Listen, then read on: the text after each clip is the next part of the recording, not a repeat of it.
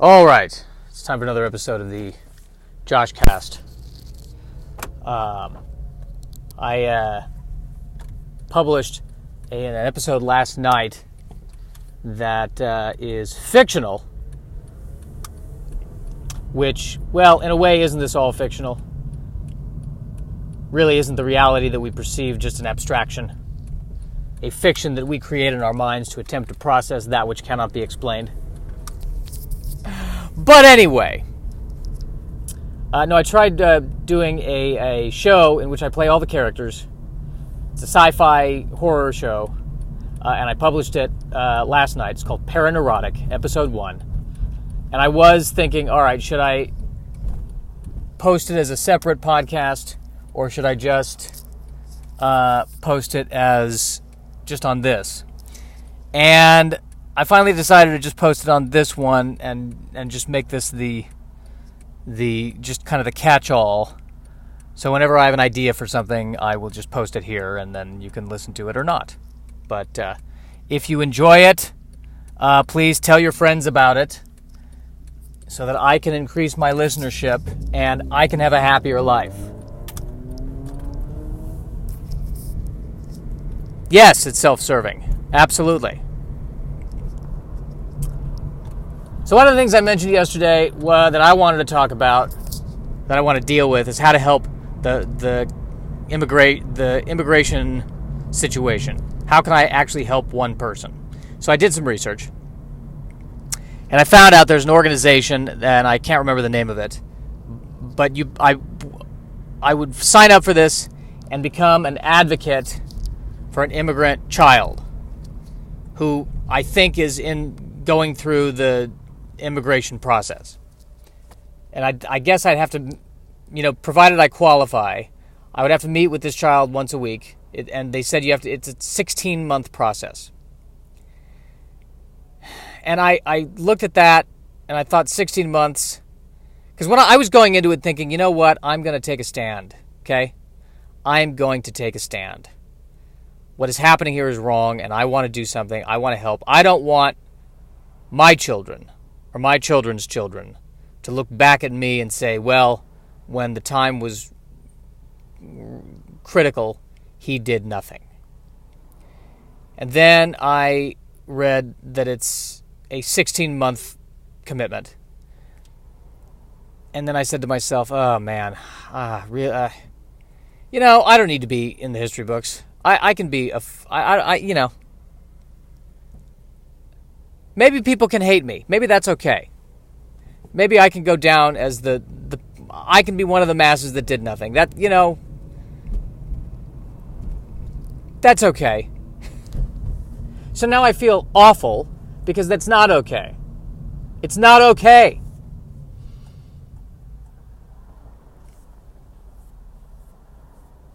So now I'm going back and forth. Should I do it? Should I not do it? I could sign up the form. I could sign up on the form and then ask them, hey, is there do the people who advocate for the children and fight for justice need help with spreadsheets? I could do that. Like, you get a good Google Doc going. Google Sheets, I can do it from home, just whip it out. So, I'm feeling pretty, like yesterday, I thought I had energy. I'm going to go out and I'm going to change the world. And today I'm like, I think I'll just have 2 cookies instead of 1, and then proceed to have diarrhea the next day. And that was kind of how I ended my day. But I also published this show thing that I'm doing. So, yes, narcissism, once again, won the day. So I gotta think about what to do about this thing, because what I don't want to do is I don't want to just throw money at the situation either, because I never know where the money's going. I was thinking I want to be directly involved, so that way when I fail and it backfires, then I can feel even more guilt and continue to entertain my own neuroses. So it's a beautiful cycle.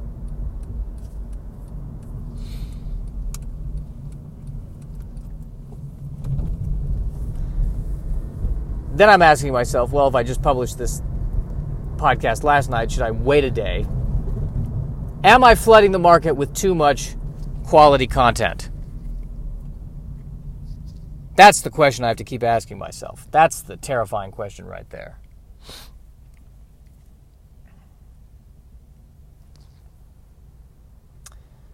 But I need to proceed. I need to proceed. What does that mean? Keep going. Just keep going, man. Just keep going. Keep on keeping on. Not happy with where I'm at with the stand-up at this point. Not happy with the current stuff I've got. I think I'm not being... Because the thing I was talking about last night was that one of the 3 times I ever went on a date, the very first thing I said to the person I was on the date with, right out of the gate, we were just sitting down, the very first thing I said was, hey, I just want to let you know I'm only interested in a sexual relationship. At which point she said, I am not. And that was really the end of the day. After that, it wasn't a date, it was just kind of, it was just a nice, early dinner. That's really what it became after that. And, I look back on that, and how I arrived to say that was, before the date, I was in therapy, and the therapist told me, first of all, hey, just go on a date with someone. Just do it. Just do it to do it. And I said, but what if I don't like the person? Or what if I'm not attracted to the person? And he says, as long as you're honest, then you're not, leading anybody on or, doing anything wrong. So, cut to me saying I'm only interested in a sexual relationship. And the more I look back on it, the more I really am disappointed with myself for doing that. Because I think that what I should be doing is not just going out on a date with anybody. What I should be doing, and what I need to be doing, is asking people out who I am attracted to. And facing the possibility of rejection. That is what I need to be doing. That is where I need to be at. Only asking out the people that I want to ask out. Because I should be able to, because I want to be honest with them, and I should be able to sit across from them and say, I'm interested in you. So let's spend this dinner trying to figure out exactly why my instincts are wrong. That's really what it has to be. That's what I have to do.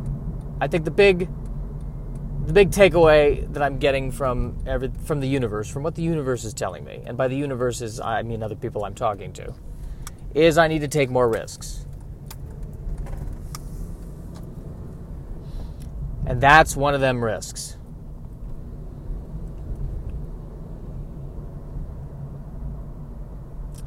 So that's what I got to do.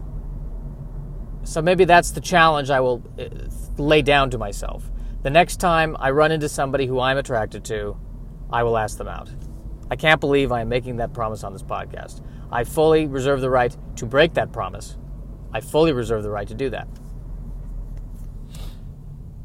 But either way, it's comedy gold, right? No, it's better if I get rejected. It's better for the act. It's better for the act if I get rejected. Even better for the act if she says yes, and then I destroy the relationship with my neuroses. Way better for the act.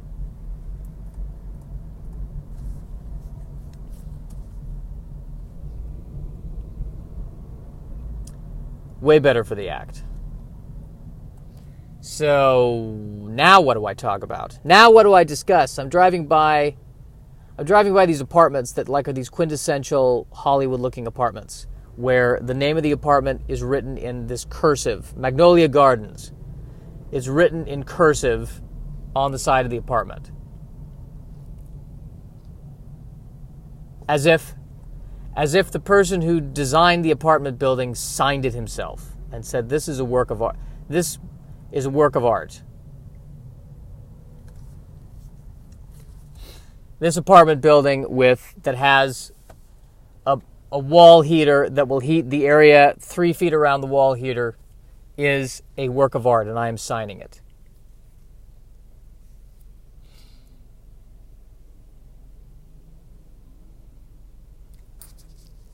Because I grew up in condos. I lived in a condo when I was growing up. And I really got to get inside of the mind of the people who design apartments, condos, affordable housing. Because I have this feeling that they go to architecture school, they read Atlas Shrugged, they study Frank Lloyd Wright. There's all these grand ideas for what to design.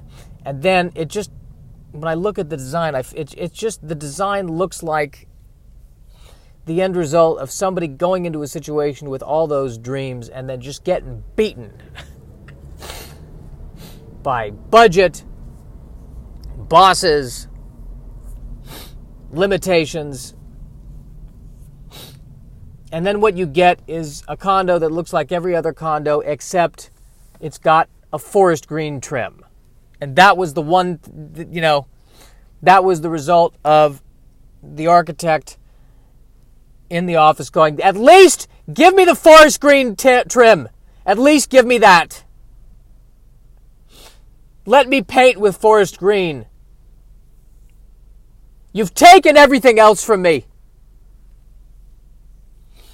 These condos were originally going to be shaped like avocados because I was trying to make a statement. And the bedroom was going to have a bed that was a giant hand outstretched as if to say, I will love you. But you've taken that away from me. So let me have the forest green trim. Let me have it.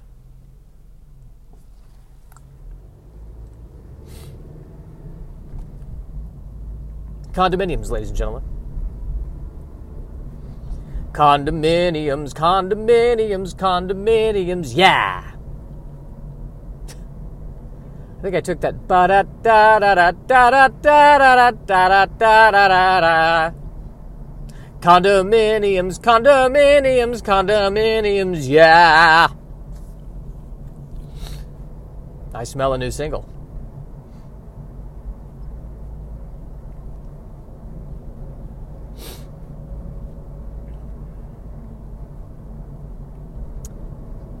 How do I feel about that? How do I feel about what I just did? I feel good about that. I feel like we accomplished something there together, you and I. And by you, I mean, I don't know who I even mean by you. Here's another note. I started to do this and then I kind of fell off on this. I have to be more interactive on social media to help build a following, which I know I should be. I don't like to be. I want to be 100% in control of the product. And I want people to just listen to it silently. Well, I want them to laugh, hopefully. And then just take it. That's the part of me that I'm really thrown with, because that's the part I'm not good at. And I think the content creators today, especially the younger generations, they do a better job of interacting with their fan bases. And I think incorporating that interaction into what they're doing. So maybe that's what I should do. I don't know. Perhaps that is... But then, I see other people trying to do that, and all I'm thinking is, I see other comedians trying to do that. And that feels weird to me because, most of the other comedians, all their friends are comedians, and so they're trying to build a social media following, but it's to all the other people who are also trying to build a social media following. Perhaps the era of building a social media following is over. Or, more accurately, maybe it's this, that an action has to be taken and that the social media following is the result of that action. That's another thing I was told recently, is that I'm focused too much on trying to build a following instead of on what am I trying to say. And that if I just say what I'm trying to say, the following will find me. Ah, yes, the Zen principle. Well, I guess in this moment, what I wanted to say was, I had a comment on condominiums. That's what I wanted to say. And I said it. There, I said it. And somewhere out there is a teeming mass of people who want to know more and hear more about condominiums. And they want to hear this song. Condominium, condominium, condominium, yeah. Ooh, I went off key there. I need to do it better. I need to do it on key. Condominium, condominium, condominium, yeah. There we go. That feels better.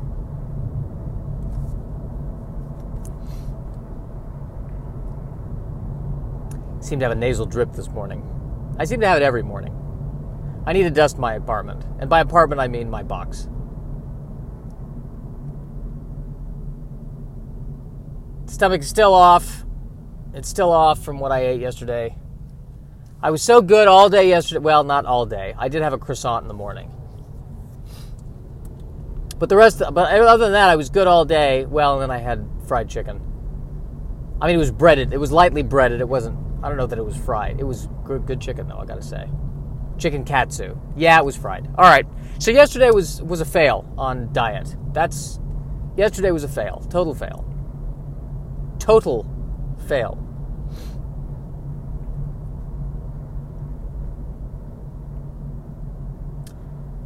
I was just thinking about the song Total Eclipse of the Heart. That doesn't sound like a good health condition. Well, she seems to be suffering from a total eclipse of the heart. The heart is totally obscured. Well, shouldn't it be obscured anyway? Oh, it's obscured even more.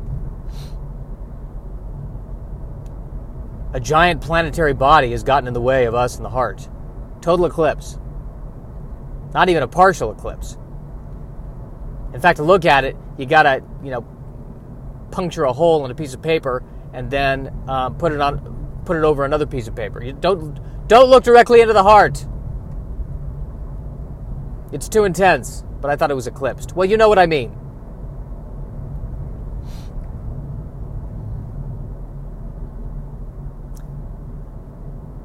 What are the lyrics? Turn around. Every now and then I get a little bit lonely because you never come around. I just didn't catch that. Every now and then I get a little bit lonely because you never come around. So it almost sounds like, by and large, she's fine with him never coming around. It's just here and there, I kind of miss him. On Tuesdays, sometimes I miss him.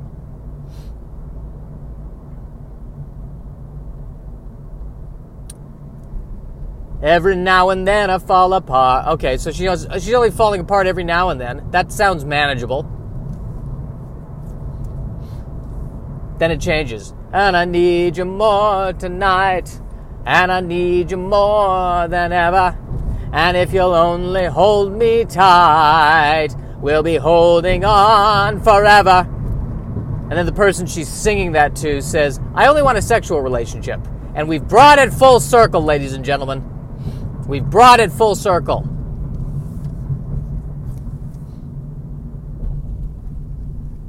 I love it when a plan comes together.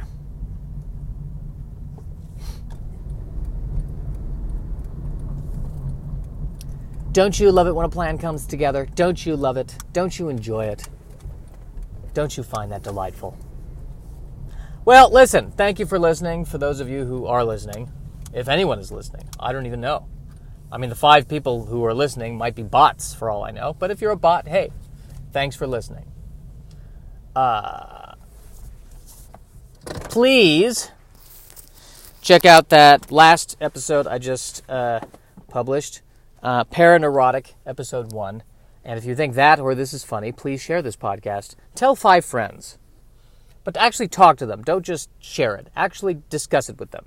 And tell them where to find it. Which is, you can find it on iTunes, and I also post it on Facebook, YouTube, and that's everything. Thank you for listening. For those of you who are listening, and if you're not listening, I still wish you the best as well. Unless you're a genuinely evil person, then I hope you get better, but please don't kill me. And that's the end.